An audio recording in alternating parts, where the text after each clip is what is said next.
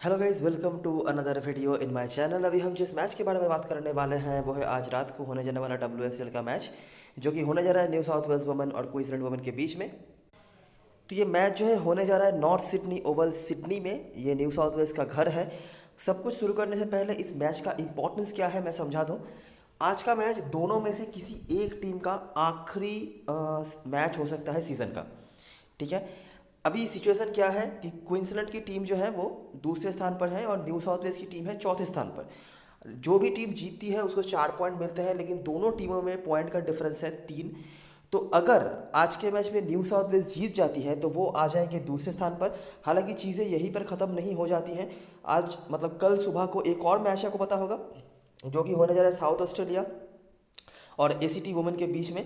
तो वहाँ पे साउथ ऑस्ट्रेलिया को भी हारना पड़ेगा या फिर पॉइंट गंवाना पड़ेगा और यहाँ पर न्यू साउथ वेल्स को जीतना पड़ेगा, तब जाके न्यू साउथ वेल्स फाइनल पे पहुँच सकती है।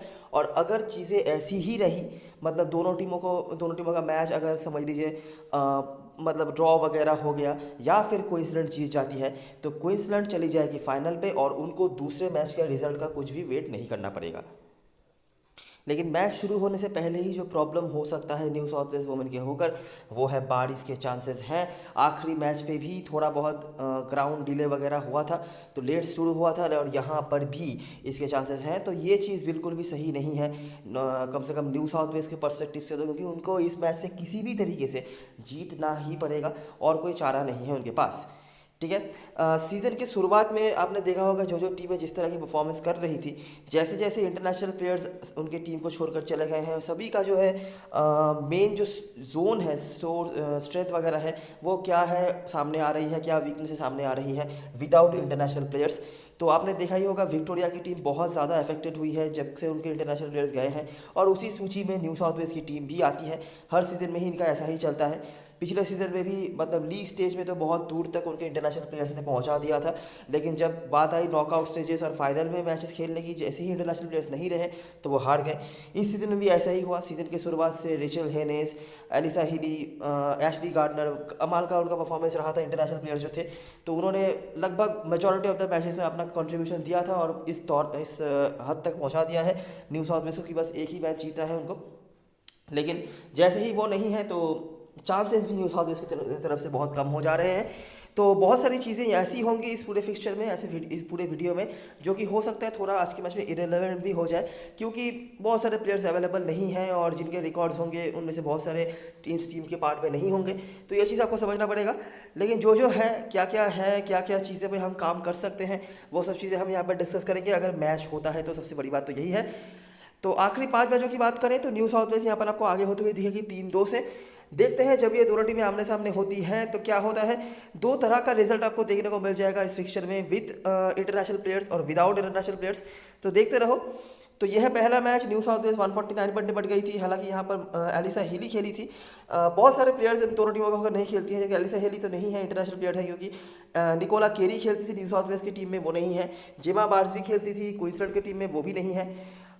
उसके बाद बाकी प्रेस्ट्रिच आपको दिख जाएंगे यहाँ से। डूली भी अवेलेबल नहीं है, जॉनसन भी नहीं खेलती, रेने फेरल भी नहीं खेलती और रेचल त्रिडमन। तो दोनों टीमों की तरफ से दो दो प्लेयर आपको कॉमन मिल रहे हैं इस मैच पे।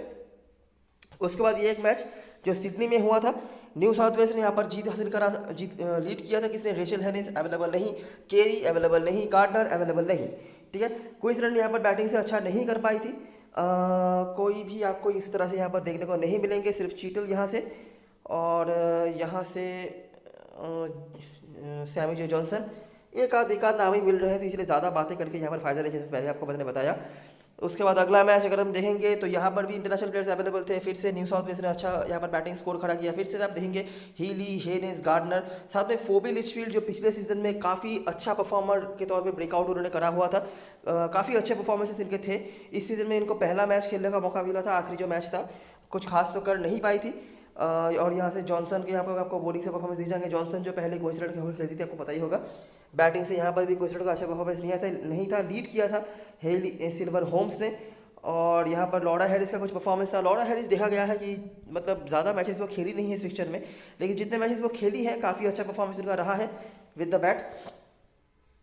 उसके बाद सेकेंड लास्ट मैच अगर हम देखें तो यहाँ पर हमको विल्सन इनके बारे में कुछ चीज़ें बताना ज़रूरी है। आखिरी मैच पर भी इन्होंने रन बनाया हुआ है। मतलब आखिरी दो जो मैच वो इस फिक्चर में खेल के आ रही हैं, दोनों ही मैच विन कर रहे हैं। जहाँ पर भी आप देखेंगे न्यू साउथ वेल्स जीती है, लीड किया है किसने, एशली गार्डनर ने। तो आप समझ सकते हैं कि इंटरनेशनल प्लेयर्स का रोल कितना ज़्यादा रहा है। न्यू साउथ वेल्स का जो मतलब लीड आपने देखा है इस पूरे फिक्चर में, उसके पीछे उसके बाद जोनासन वगैरह के विकेट हैं। कोइंसिडेंट फिर से यहाँ पर बैटिंग कोलैप्स हुआ, फिर से गार्डनर के ही विकेट्स, हेली सिल्वर होम्स जिन्होंने भी इस फिक्चर में काफ़ी काम करते हुए देखा गया है, इनकी क्वेश्चन है। और आखिरी जो मैच हुआ था, मतलब कुछ दिन पहले ही जो मैच हुआ है दोनों टीमों के बीच में, न्यू साउथ वेल्स ने बनाया था 236, जो कि बहुत बुरा स्कोर तो नहीं था।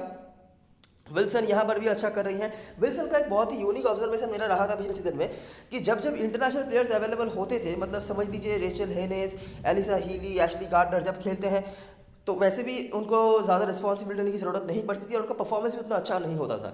लेकिन जब जब वो नहीं थे, पूरे सीजन में उन्होंने लगभग काफ़ी अच्छा परफॉर्मेंस करा हुआ था।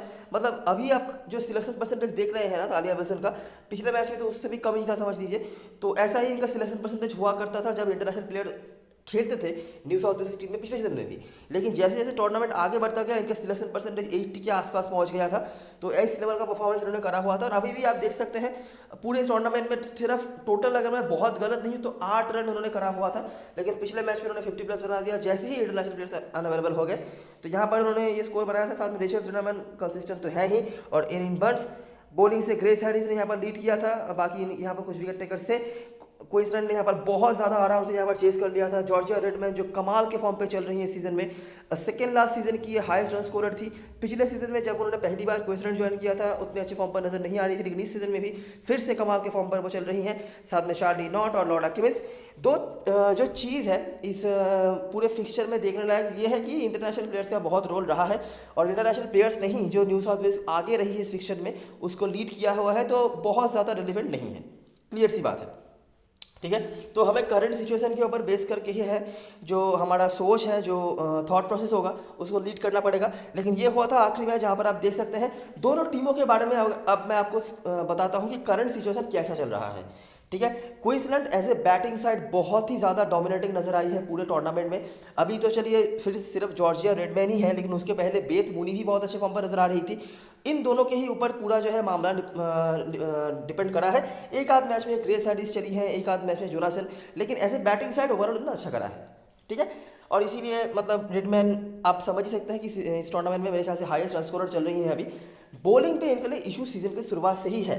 जेस जोनासन को छोड़कर कंसिस्टेंट विकेट टेकर की कमी रही है, इसीलिए कुछ कुछ मैचों में इनको बॉलिंग की वजह से हारना भी पड़ा है। अभी क्या है कि जेस जोनासन नहीं है, ठीक है, तो बॉलिंग पे क्वालिटीज तो कम हुई है। आखिरी मैच जो खेला था न्यू साउथ वेल्स के अगेंस्ट में, काफ़ी इनएक्सपीरियंस बैटिंग लाइनअप था उनका, उसके बावजूद भी उन्होंने काफ़ी डिसेंट स्कोर मैं कहूँगा बना लिया था 236। ठीक है, तो यहाँ पर एक इशू है। और न्यू साउथ वेल्स की तरफ से बताया जाए तो बीच के एक दो मैच को छोड़कर उनका भी पूरा सीजन जो चल रहा है अभी विद एक खराब बॉलिंग लाइनअप के साथ चल रहा है। बैटिंग इनका भी बहुत बड़ा स्ट्रेंथ था। रेचल हेनेस तो धमाकेदार फॉर्म पे चल ही रही थी, अगर आप मतलब थोड़ा बहुत देखे होंगे या फिर मैचेस खेले होंगे आपको पता होगा। इसके सिवाय एलिसा हीली ने भी अच्छा करा था। मतलब दोनों टीमों की तरफ से ये दो टॉप ऑर्डर के बैट्समैन थे, इन्होंने ही जो है पूरा मामला निपटा दिया था और ज़्यादा कुछ करने की ज़रूरत नहीं पड़ती थी किसी को भी बैटिंग से। लेकिन बॉलिंग पे हमेशा ही इनकी तरफ से इनकन्सिस्टेंसी नज़र आ रही है सीजन की शुरुआत से ही। कुछ मैचों में लॉरेन चीटल ने अच्छा करा है, एक आध मैच में हेली सिल्वर होम्स, लेकिन कंसिस्टेंसी की जब बात आती है तब कोई भी उस तरह से हमें अच्छा करते हुआ नहीं दिख रहा है, अच्छा करते हुए नहीं दिख रही है। ठीक है, तो यही चीज़ हमको आखिरी मैच में भी देखने को मिला। न्यू साउथ में ज़्यादा रन नहीं बना पाए क्वींसलैंड से, क्योंकि उनके पास ज़्यादा एक्सपीरियंस प्लेयर नहीं थे। फिर भी जो एकमात्र एक्सपीरियंस प्लेयर थी रेचल ट्रेनमैन, इन्होंने अच्छा पारी खेला था। तालिया विल्सन ये भी काफ़ी मतलब अच्छे फॉर्म पर चल रही थी, ऐसी बात नहीं है, लेकिन फिर भी उन्होंने भी रन बनाया और at the end of the match 236 उन्होंने खड़ा कर दिया था।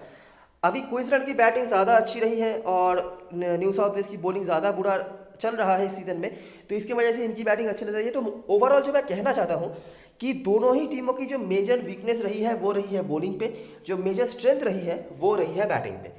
ठीक है, और अभी भी आखिरी मैच पर भी हमने ये चीज़ होता हुआ दिखा है। अभी अगर हम इंडिविजुअल क्वालिटी को कंपेयर करेंगे, आपको दिखेगा कि न्यू साउथ वेल्स के पास बड़े बड़े प्लेयर्स थोड़े से कम हैं, तो इसीलिए उनकी बैटिंग थोड़ी सी हो जाए आपको मतलब हल्का नज़र आ सकता है क्वींसलैंड के सामने, लेकिन फिर भी ओवरऑल जो स्ट्रेंथ और वीकनेस है वो यही है। ठीक है, अगर हम इंडिविजुअल परफॉर्मेंस की बात करें तो जो नाम आपको मिलेंगे इनमें से कोई भी अवेलेबल नहीं है, तो कुछ भी हम यहाँ से डिस्कवर नहीं कर सकते। अभी तक इस टूर्नामेंट में क्या हुआ है, रेशल त्रिनामन, अच्छा या इसके सिवाय भी जो इंटरनेशनल प्लेयर्स थे उनका भी परफॉर्मेंस रहा है, लेकिन वो देख के आपको कोई फायदा है नहीं क्योंकि वो खेलेंगे नहीं। तो जो अवेलेबल है उनमें से रेशल त्रिनामन कंसिस्टेंट परफॉर्मर रही है। ये ज़रूरत पड़ने पर बॉलिंग भी करवा सकती है, याद रखना, हालांकि अभी तक कराई नहीं है इन्होंने। और क्वींसलैंड की तरफ से जॉर्जिया रेडमैन 99 का औसत चल रहा है इनका। आखिरी मैच में भी नॉट आउट रही थी, मतलब शतक से 1 रन दूर रह गए थे बस। उसके बाद ग्रेस हैरिस बहुत ज़्यादा कंसिस्टेंट ये भी नहीं रही है बैटिंग से, लेकिन देखिए ज़्यादा कुछ करने का मौका ही नहीं मिला है, सिर्फ 5 ही इनिंग्स में उन्होंने बैटिंग करा है, उनमें से 1 शतक उन्होंने लगाया हुआ है। और अगर आप बॉलिंग से बात करेंगे तो आप स्ट्राइक रेट देखिए हर एक बॉलर का 30, 38, 28, तो आप समझ सकते हैं इतना अच्छा तो नहीं चल रहा है। सिर्फ सबसे बेहतर जो चल रहा है वो है हेली सिल्वर होम्स का, उसमें से भी एक ही मैच पे उन्होंने 25 विकेट निकाला हुआ था, उसके बाद एक आध करके है, तो बहुत ज़्यादा कंसिस्टेंट ये भी नज़र नहीं आ रही है। ठीक है, तो यहाँ से भी आप समझ सकते हैं कि बॉलिंग में इश्यूज हैं, सिर्फ बैटिंग थोड़ा ज़्यादा खराब है या फिर ज़्यादा इनएक्सपीरियंस है न्यू साउथ वेल्स का, इसीलिए हो सकता है कि ऑन एन एवरेज आपको क्वींसलैंड की बॉलिंग एक बार के लिए सही भी नजर आ जाए। अभी इस ग्राउंड के अगर मैं परफॉर्मर्स की बात करूं तो क्योंकि ये न्यू साउथ वेल्स का घर है तो ऑफ कोर्स उनके ही परफॉर्मर्स जो है आपको देखने को मिलेंगे। यहाँ पर भी वही कहानी है, जो जो परफॉर्मर्स हैं उनमें से एक भी प्लेयर अभी अवेलेबल नहीं है, तो मजबूरन हमें डायरेक्टली यहाँ पर ही आ जाना पड़ेगा और देखना पड़ेगा कि जब ये ग्राउंड पे मैचेस होते हैं तो क्या होता है। तो यहाँ पर भी वही चीज़ है कि जो जो परफॉर्मर्स हैं अवेलेबल नहीं है। तो स्कोर्स अगर आप चाहो तो देख सकते हो, मैं आखिरी कुछ मैचेस आपको दिखाता हूं जब न्यू साउथ वेल्स की तरफ से ये जो करंट स्क्वाड मेंबर्स के प्लेयर हैं इनमें से कोई खेले थे। तो नोटिस करो, ये एक हुआ था तास्मानिया के अगेंस्ट में, 200 रन बनाया था तास्मानिया ने। बॉलिंग से हेली सिल्वर होम्स, कैम्पबेल इन्होंने हिट करा था, ग्रिफिथ ये भी स्क्वाड में है लेकिन इनको खेलने का मौका नहीं मिला था आखिरी मैच पर। न्यू साउथ वेल्स ने यहाँ पर कर लिया था चेस, मुश्किल से ही करा था लेकिन चेस करा था। फोबी लिचफील्ड, जैसा मैंने बताया पिछले सीजन में ये स्टैंडर्ड परफॉर्मर रही थी बैटिंग से, और लिसा ग्रिफिथ की बैटिंग से परफॉर्मेंस। उसके बाद अगला मैच ये भी उसी स्क्वाड का मैच है न्यू साउथ वेल्स का, जो करंट स्क्वाड मेंबर से काफ़ी मतलब रेडिफेल्ट आप कह सकते हैं। तो यहाँ पर विल्सन का परफॉर्मेंस आपको दिख जाएगा। लिचफील्ड यहाँ पर भी रन है उनका, आप देख सकते हैं। वेस्टर्न ऑस्ट्रेलिया ने चेस कर लिया था, बॉलरों में से सिर्फ कैम्पबेल ही अवेलेबल है। पिछले सीजन का फाइनल जो हुआ था अगर हम उसको कंसिडर करें तो यहाँ पर भी हमें कैम्पबेल देखने को मिली है। 231 वेस्टर्न ऑस्ट्रेलिया ने बनाया था। न्यू साउथ वेल्स की बैटिंग उतनी अच्छी हुई नहीं थी। त्रिनामन, बैडी, डार्क इन्होंने रन बनाया था, जिनको आखिरी मैच में खेलने का मौका मिला था। त्रिनामन की बॉलिंग से विकेट है, आप देख सकते हैं। और आखिरी जो मैच ये जो हुआ था दोनों के बीच में, तो आपने देख ही लिया। तो एक नाम जो हमें देखने को मिल रहा है स्टेला कैम्पबेल का, यहाँ पर भी विकेट था, ठीक है। तो एक नाम जो हमें देखने को मिल रहा है बॉलिंग से वो है स्टेला कैम्पबेल। मतलब जो जो मैचेस वो खेली हैं इस न्यू साउथ वेल्स की टीम के साथ इस ग्राउंड पे, हमेशा उन्होंने विकेट ज़रूर निकाला हुआ है। यहाँ पर आप नोटिस कर सकते हैं 1 विकेट यहाँ पे, पिछले सीजन के फाइनल में 3 विकेट, उसके बाद यहाँ पर भी 1 विकेट, तो विकेट ये लेते रहे नहीं है। यहाँ पर 2 विकेट, ठीक है। भले ही कोई साथ में रहे या नहीं रहे, इनका परफॉर्मेंस लगभग हमें देखने को जो है मिल रहा है। इससे ज़्यादा मैं कुछ यहाँ पे कह नहीं सकता क्योंकि करंट स्क्वाड मेंबर्स में से बहुत सारे, अच्छा फोबी लिचफील्ड का भी नाम है, उन्होंने भी 4 जो मैच है उनमें से 2 मैच में रन बनाया हुआ है। तो यही कुछ चीज़ें हैं और यहाँ पर ज़्यादा कुछ बताने के लिए नहीं है। अभी आए थे प्लेइंग 11 सेक्शन पे, क्या क्या हो सकता है। मुझे नहीं लगता कि बहुत ज़्यादा स्कोप है न्यू साउथ वेल्स के पास कि कुछ वो एक्सपेरिमेंट करें। एक चेंज वो कर सकते हैं अगर लिसा ग्रिफिथ को लाएं, लेकिन मुझे नहीं लगता कि इससे ज़्यादा कुछ फ़ायदा होने वाला है। अभी अगर मैं बात करूँ यहाँ से कौन कौन से प्लेयर आपके लिए इंपॉर्टेंट हो सकते हैं, देखिए अगर पहली बात तो अगर मैच होता है तो, दूसरी बात यह कि न्यू साउथ वेल्स तो आखिरी कोशिश ज़रूर करेगी कि कुछ ना कुछ इस मैच से ज़रूर करें, क्योंकि पिछले सीजन की फाइनलिस्ट हैं वो, और इतनी आसानी से वो छोड़ना नहीं चाहेंगे, स्पेशली अपने घर पे जब मैच हो रहा है। तो इनमें से जो जो प्लेयर्स आपके लिए इंपॉर्टेंट हो सकते हैं, तालिया विल्सन, इनको मैं मिस नहीं करना चाहूँगा क्योंकि मेरा जो ऑब्जर्वेशन है विदाउट इंटरनेशनल प्लेयर जब भी न्यू साउथ वेल्स खेलती है ये अच्छा करती है। रेशल त्रिनामन को तो आप वैसे ही मिस नहीं करेंगे, और कोई परफॉर्मर है नहीं न्यू साउथ वेल्स की तरफ से बैटिंग में। बॉलिंग से हेली सिल्वर होम्स और स्टेला कैम्पबेल हमारे लिए एक बहुत बड़ी पॉइंट हो सकती है। लॉरेंस शीटल को काफ़ी लोग ले रहे हैं, अच्छा करी है इस सीजन में कुछ मैचेस में, तो अगर आप चाहें तो ले सकते हैं हेली सिल्वर होम्स या लॉरेंस शीटल में से किसी एक को, और स्टेला कैम्पबेल हमारे लिए एक पंट है। तो ये हो गई हमारे 5 प्लेयर्स। अभी सैमी जो जॉनसन का क्या है कि ये अपने पुराने टीम के अगेंस्ट में खेल रही हैं, तो कुछ हद तक एडवांटेज इनको मिलना चाहिए तो था, लेकिन जिस तरह के फॉर्म पर ये चल रही है ना इस सीजन में, मुझे कुछ खास एक्सपेक्टेशन नहीं है, मैं सही बताऊँ तो, क्योंकि उल्टा ही हो रहा है। मतलब हम सोच रहे हैं कि सैमी जॉनसन को काफ़ी सारा पता होगा शायद अपने पुराना टीममेट्स के बारे में, तो इजीली वो विकेट्स निकाल सकेंगे उनके अगेंस्ट में, लेकिन इसका उल्टा ही हो रहा है कि सैमी जॉनसन को काफ़ी अच्छी तरीके से पहचान रही है, समझ रही है उनकी पुरानी टीममेट्स जो है, और उतने वो आसानी से खेल रहे हैं इनको, तो यही प्रॉब्लम हो रहा है। बाकी ऑप्शन में से आपके पास फोबी लिचफील्ड का ऑप्शन है, एरिन बंस का ऑप्शन है। फोबी लिचफील्ड आपको बैटिंग से ही पॉइंट देंगे तो थोड़ा रिस्की हो सकता है इस तरह के मैचेस में स्मॉल लीग में इनको लेना। एरिन बंस आपको बॉलिंग भी डिसेंट ओवर्स करवा रही हैं और बैटिंग से कुछ कंट्रीब्यूट करती हैं तो है, बाकी तो कुछ खास नहीं है। एक बहुत बड़ा पंट है जिसको अगर टीम सही से इस्तेमाल करती तो मैं डेफिनेटली कहता कि आप इनको ट्राई कर सकते हैं, वो है एनिका लियारॉयड। अभी क्या है कि ना इनको बॉलिंग दी जाती है, ना इनको सही जगह पर बैटिंग भेजा जाता है, तो मैं कहूँगा स्मॉल लीग में, इवन ग्रैंड लीग में भी काम पे नहीं आ रही है ये। नहीं तो बहुत ही टैलेंटेड एक प्लेयर है और डोमेस्टिक सर्किट में कंसिस्टेंट स्कोरर भी है, विकेट टेकिंग एबिलिटीज़ भी इनके पास है, लेकिन अभी क्या करे टीम अगर सही से इस्तेमाल नहीं करे तो। और मैडी डार्क का भी वही है, ये भी कंसिस्टेंट स्कोरर्स में से मानी जाती है। पिछले सीजन में भी 1-2 मैच में मौका मिला था, लेकिन मुझे नहीं लगता कि इस तरह की सिचुएशन में आप इनको मैनेज कर पाएंगे। क्वींसलैंड की तरफ से बात करें, अच्छा एक चीज़ नोटिस कर लेना कि सामने वाली टीम की जो बॉलिंग है वो उतना अच्छा नहीं है, तो अगर आपको कहीं पर रिस्क लेना है ना तो न्यू साउथ वेल्स की तरफ से बैट्समैन उसमें से ही मतलब जो है सिलेक्ट वगैरह करना, ठीक है। बॉलरों में से अगर आप चाहो तो एक बार के लिए रिस्क ले सकते हो, क्योंकि यहाँ पर क्वालिटीज़ काफ़ी कम नजर आ रही है और सामने वाली टीम की भी स्ट्रेंथ बैटिंग से ही है। अच्छा क्वींसलैंड की तरफ से बात करें तो जो प्लेयर्स को आप मिस नहीं कर सकते, टॉप 4 आपके लिए बहुत इंपॉर्टेंट है। Georgia Redmayne, Georgia Voll, Charlie Knott, Laura Kimmince. Laura Kimmince देखा गया है इस फिक्चर में 1-2 मैच जो खेली है इन्होंने रन बनाया हुआ है। चार्ली नॉट तो 1 आध ओवर की बॉलिंग भी करवा रही है। जॉर्जिया वॉल भी बॉलिंग करवा सकती है, लेकिन इनको नहीं दिया जा रहा है, बॉलिंग चाहिए कोई बात नहीं, लेकिन बैटिंग में तो है ही। और वैसे भी क्रेडिट का इशू नहीं आ रहा है, अगर आती तो वैसे भी लोग क्रेडिट के लिए इस्तेमाल कर रहे थे। और यहाँ से ग्रेस हैरिस, तो ये 5 आपके लिए बहुत इंपॉर्टेंट है। इनमें से 4 मस्ट हैव है, हो सके तो 5 को ही लेकर चलो। और बॉलरों में से प्रेस्टविच एकमात्र ऑप्शन है जो मतलब सेफ भी है और एक्सपीरियंस भी है। इसके सिवाय आपके पास 2 ऑप्शन है जिनको आप ले सकते हो, डिक्सन और सिपल। ये टॉस के ऊपर डिपेंड करेगा, अगर वो पहले बॉलिंग करवाते हैं क्वींसलैंड की टीम तो हो सकता है आप दोनों को ही लेके चलो, और अगर पहले बैटिंग करवा रहे हैं तो आप एक्स्ट्रा बैट्समैन लेके चल सकते हो, और उस समय आप डिक्सन और सिपल में से किसी एक को ले सकते हो। मेरा वोट थोड़ा ज़्यादा डिक्सन की तरफ होगा, इस सीजन में इन्होंने बॉलिंग भी काफ़ी अच्छी कराई हुई है। हालांकि आखिरी मैच में डिक्सन को विकेट नहीं मिला था, सिपल को 2 विकेट मेरे ख्याल से मिला हुआ था।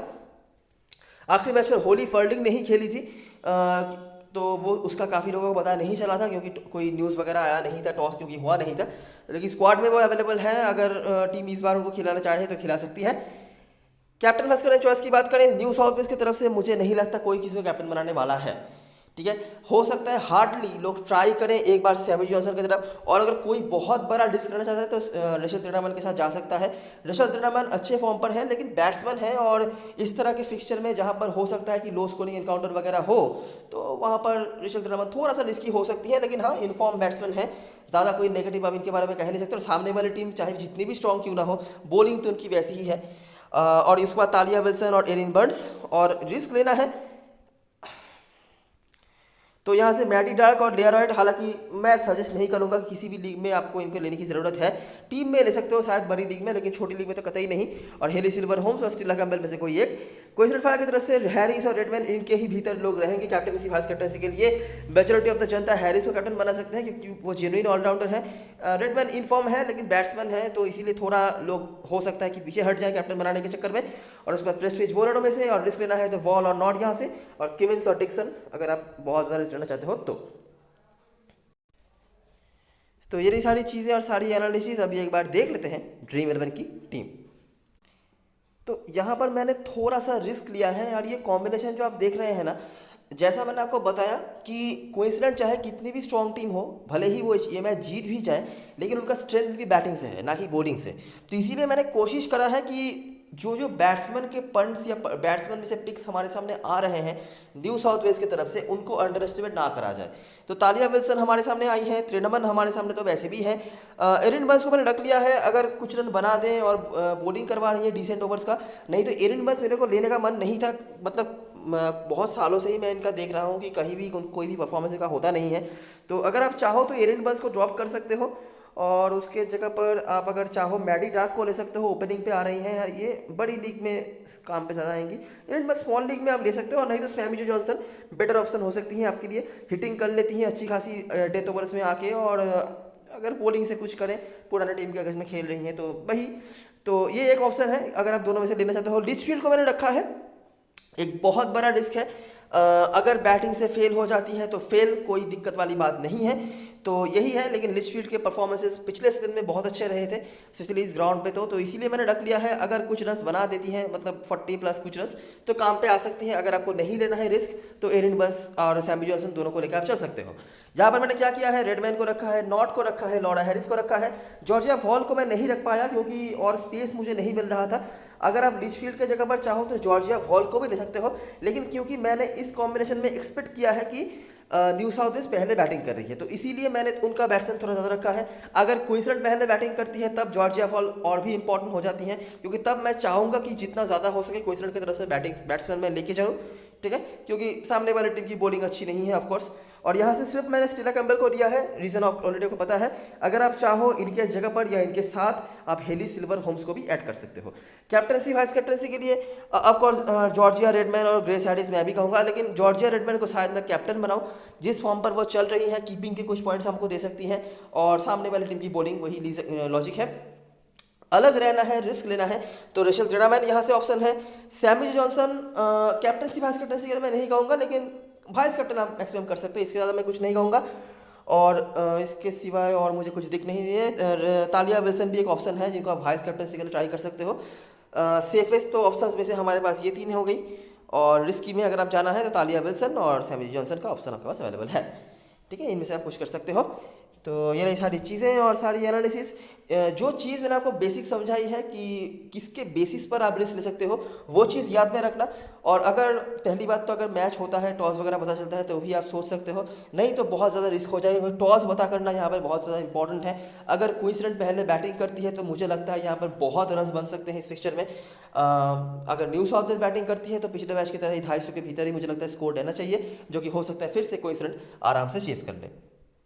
तो वीडियो अगर पसंद आया हो तो लाइक ज़रूर करना, सब्सक्राइब कर जाना चैनल को, और टेलीग्राम चैनल पे ज़रूर ज्वाइन हो जाना, क्योंकि लास्ट वन पे सारी अपडेट्स वगैरह वहीं पे आती हैं। तब तक के लिए best of luck for this match and goodbye for now.